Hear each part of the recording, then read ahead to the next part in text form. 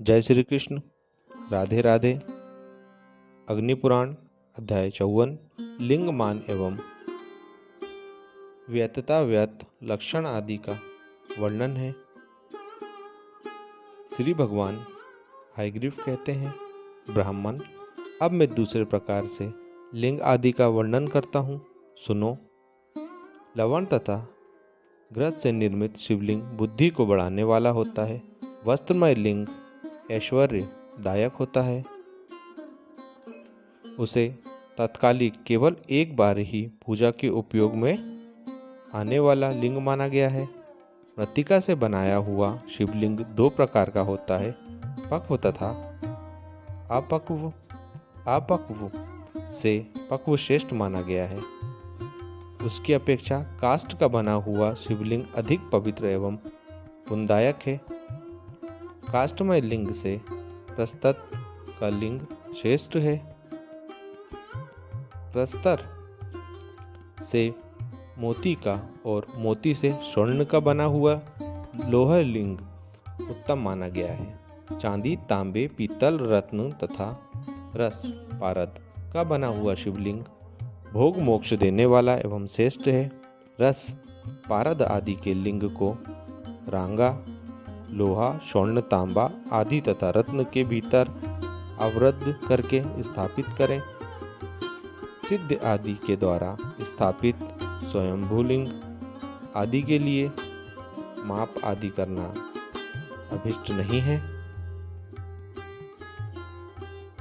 बाणलिंग नर्वेदेश्वर के लिए भी यही बात है, अर्थात उसके लिए भी वह इतने अंगुल का हो, इस तरह का मान आदि आवश्यक नहीं है। वैसे शिवलिंगों के लिए अपनी इच्छा के अनुसार पीठ और प्रसाद का निर्माण करा लेना चाहिए।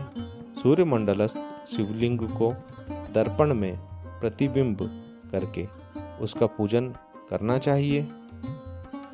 वैसे तो भगवान शंकर सर्वत्र ही पूजनीय हैं, किंतु शिवलिंग में उनके अर्चन की पूर्णता होती है। प्रस्तर का शिवलिंग एक हाथ से अधिक ऊंचा होना चाहिए। काष्ठमय लिंग का मान भी ऐसा ही है।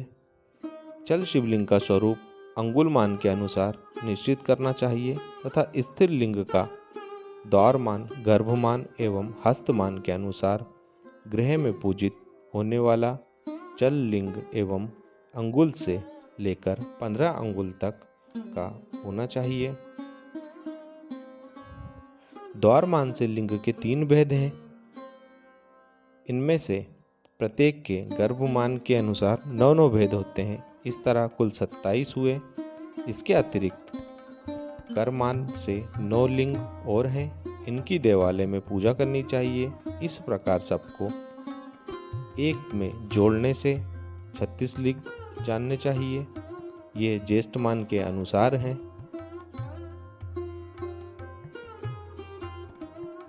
मध्य मान से लेकर अधम कनिष्ठ मान से भी 36 शिवलिंग हैं, ऐसा जानना चाहिए। इस प्रकार समस्त लिंगों को एकत्र करने से 108 शिवलिंग हो सकते हैं। 1 से लेकर 5 अंगुल तक का चल शिवलिंग कनिष्ठ कहलाता है। 6 से लेकर 10 अंगुल तक का चल लिंग मध्यम कहा गया है तथा 11 से लेकर 15 अंगुल तक का चल शिवलिंग ज्येष्ठ जानने योग्य है।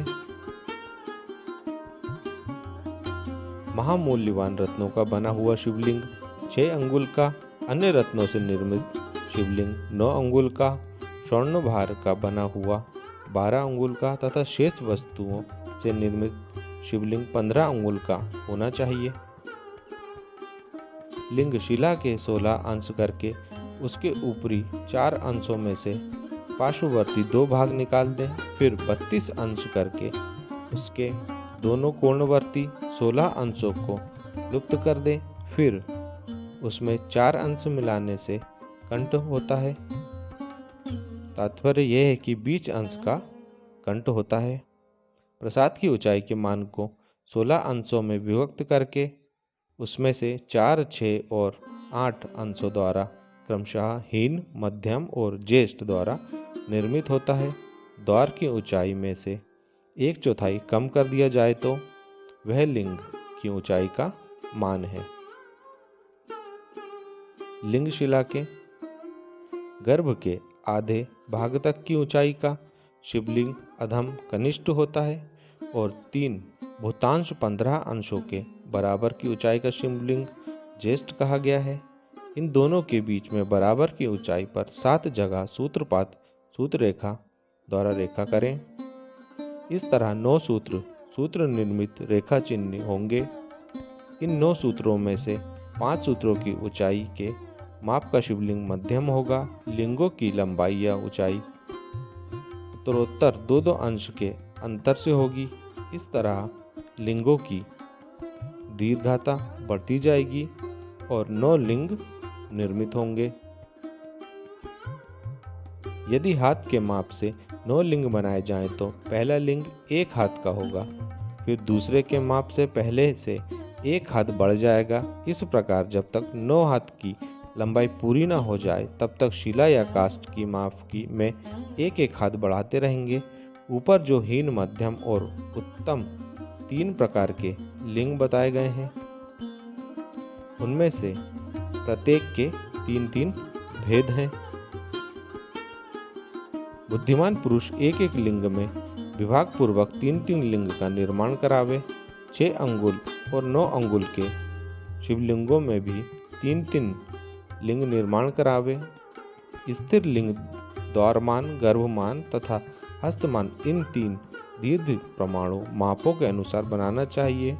उक्त 3 मापों के अनुसार ही उसकी 3 संज्ञाएं हैं: भागेश, जलेश तथा देवेश।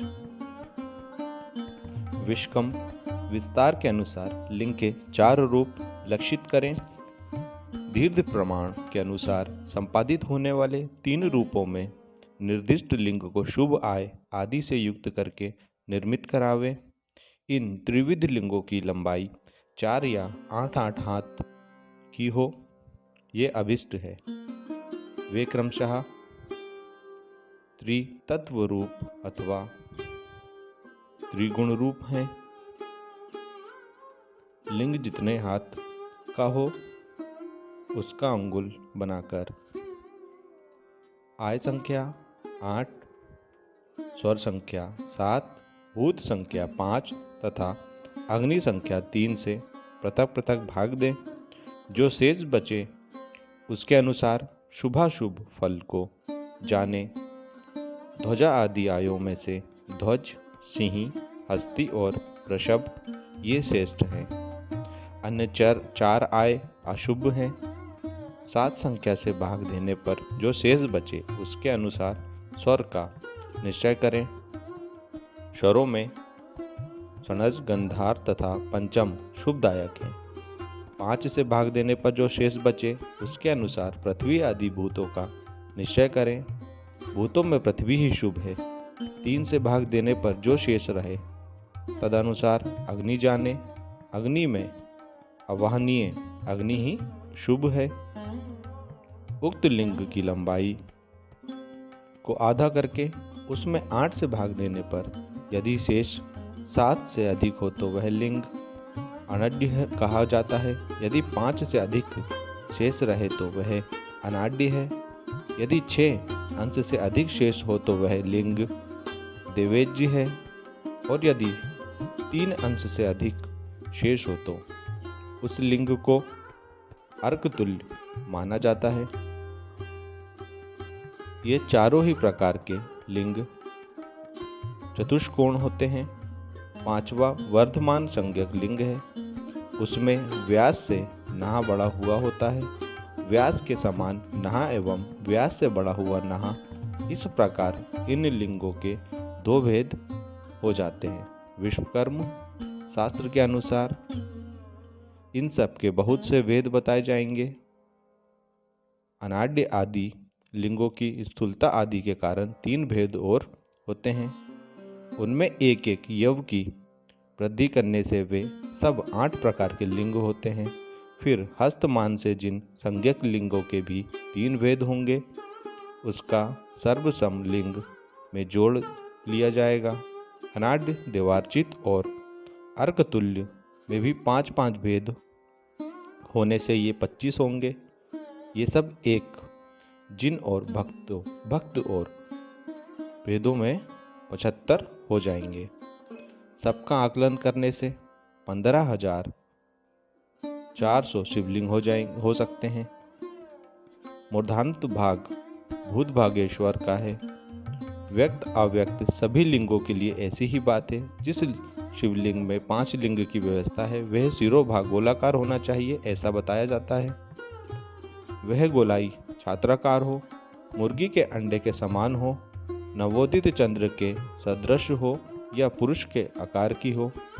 पुरुषाकृति के स्थान में त्रिपुरा पुरुषाकृति पाठ हो तो गोलाई त्रापुष के समान आकार वाली हो, ऐसा अर्थ लेना चाहिए। इस प्रकार एक एक के 4 भेद होते हैं। कामनाओं के भेद से इनके फल में भी भेद होता है, यह बताऊंगा। लिंग के मस्तक भाग का विस्तार जितने अंगुल का हो उतनी संख्या में 8 से भाग दें। इस प्रकार मस्तक को 8 भागों में विभक्त करके आदि के जो 4 भाग हैं उनका विस्तार और ऊंचाई के अनुसार ग्रहण करें। एक भाग को छाट देने से पुंडरीक नामक लिंग होता है।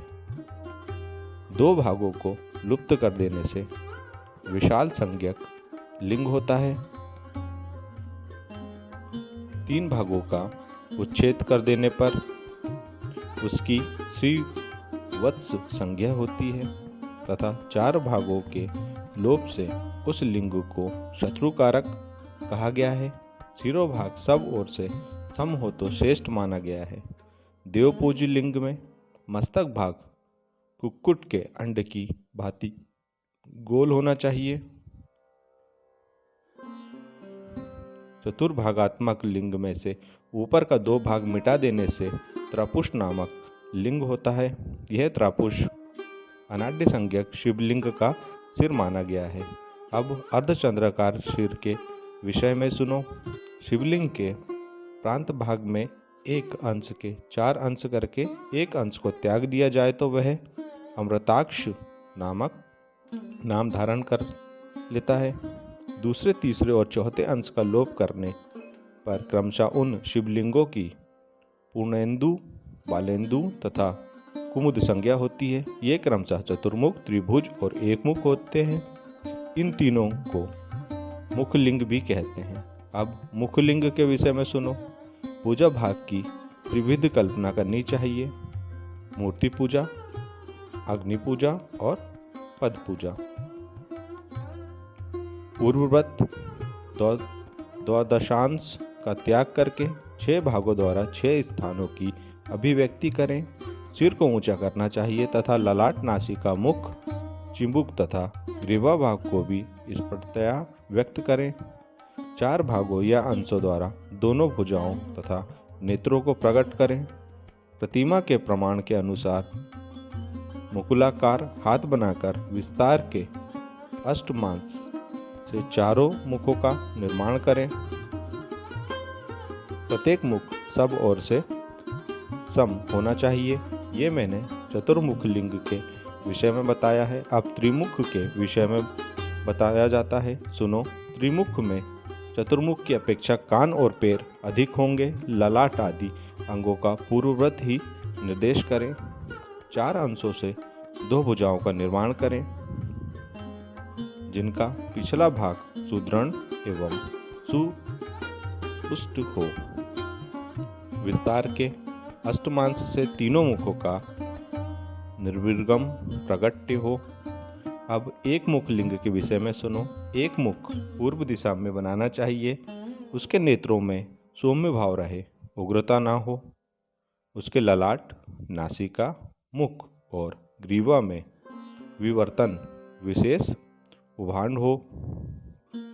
बाहु विस्तार के पंचमांश से पूर्ववत अंगों का निर्माण होना चाहिए। एक मुख लिंग को बहुरहित बनाना चाहिए। एक मुख लिंग में विस्तार के 6ठे अंश से मुख का निर्गम हितकर कहा गया है। मुख युक्त जितने भी लिंग हैं उन सब का शिरोभाग उषाकार या कुकुटांड के समान गोलाकार होना चाहिए।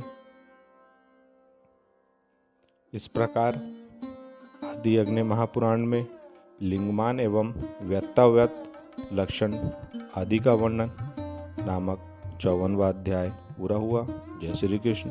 राधे राधे।